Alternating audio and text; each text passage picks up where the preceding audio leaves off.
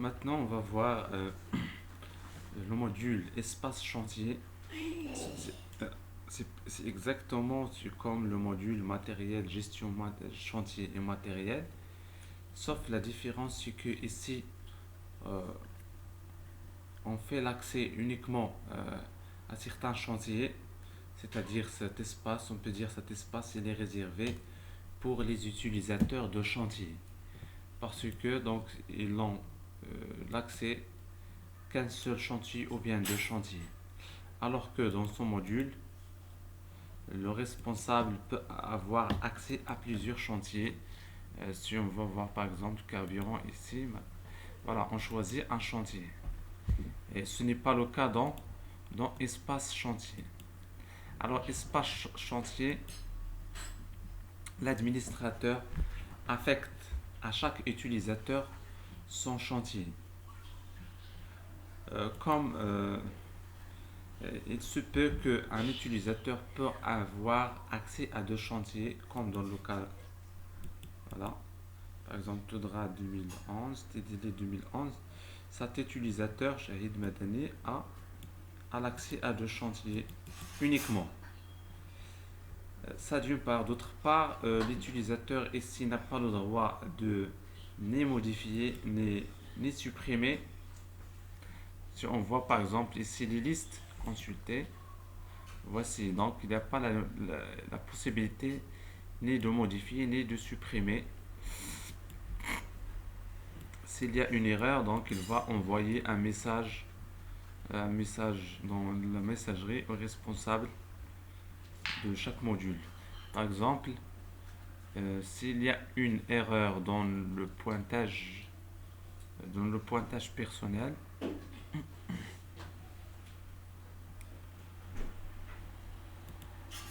par exemple ici, donc s'il y a une erreur dans le pointage, donc l'utilisateur doit envoyer un message au responsable personnel,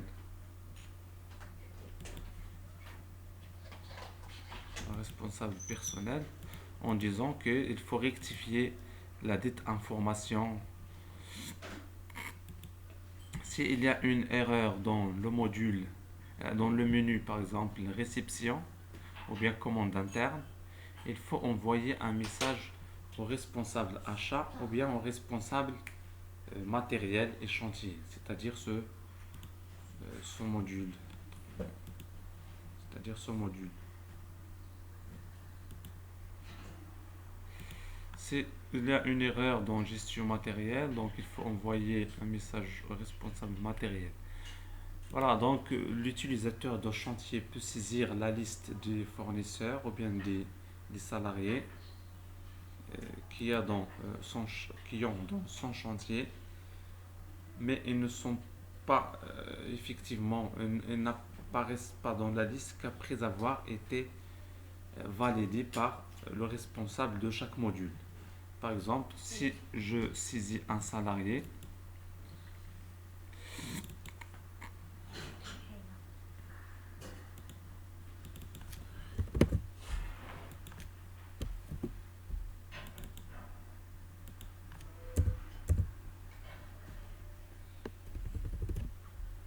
date de naissance, date de naissance,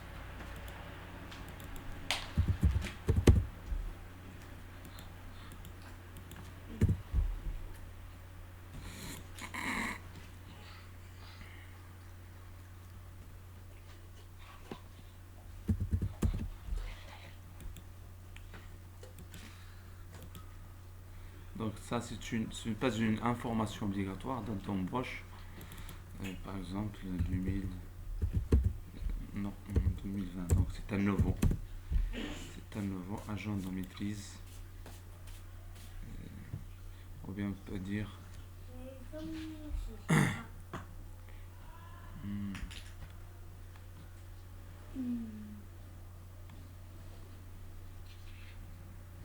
c'est un maîtreur par exemple, enregistré,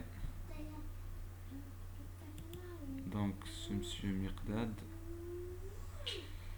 recherche,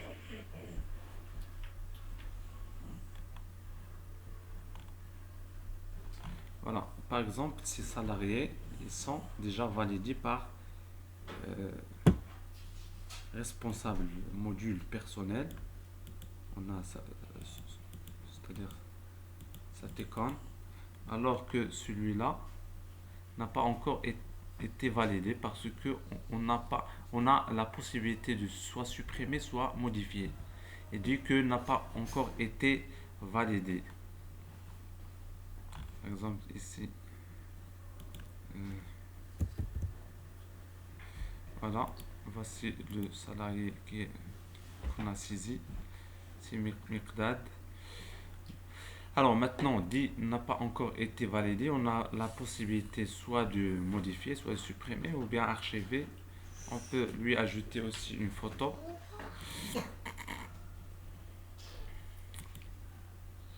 Alors, ce qu'on peut avoir dans son module, espace chantier, c'est exactement, on a déjà vu dans son module matériel et chantier.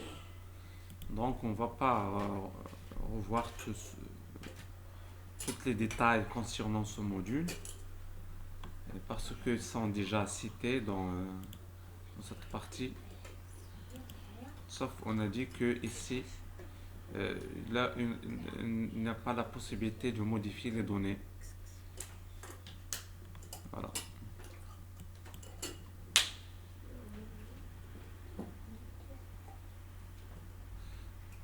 Donc, le responsable ou bien l'utilisateur de chantier a la possibilité de saisir les données concernant le matériel, à savoir le carburant, la consommation du carburant, la consommation du lubrifiant, c'est-à-dire les huiles, la rotation du matériel, qu'on a vu dans le module matériel, c'est-à-dire les entrées-sorties des engins, la location, que ce soit la location chez un locataire ou bien la location de mon matériel à une société X, la maintenance corrective, c'est-à-dire l'historique des interventions, et l'entretien systématique, c'est-à-dire euh, les vidanges, les changements périodiques, etc. Il a même la possibilité de saisir les sorties magasins, que ce soit les fournitures ou bien les pièces de rechange, les sessions interchantiers, les bons de livraison, c'est-à-dire en ce qui concerne les ventes, mouvement outillage, l'avancement des travaux, comme on a vu dans le module travaux, le pointage personnel, les avances, aussi la caisse chantier, surtout les sorties caisse. Chaque dépense dans la caisse interne d'un chantier doit être saisie et justifiée. Les utilisateurs de chantier ont la possibilité aussi de lancer des commandes internes, ou bien ce qu'on appelle les demandes achats, que ce soit les commandes internes de la société ou bien les commandes sous-traitants. Aussi peuvent recevoir la marchandise ou bien la fourniture, soit à la base d'une commande qui est lancée par le responsable achat, ou bien directement, on peut saisir la réception directement sans passer par la commande. Ils ont la possibilité aussi d'affecter les charges à un ouvrage.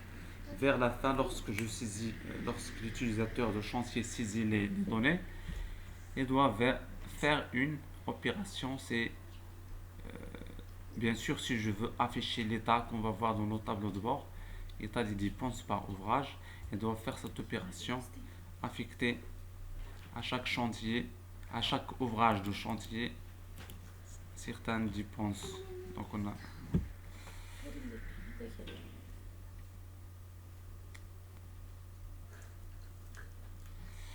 donc ils peuvent aussi faire l'affectation des engins à un chantier.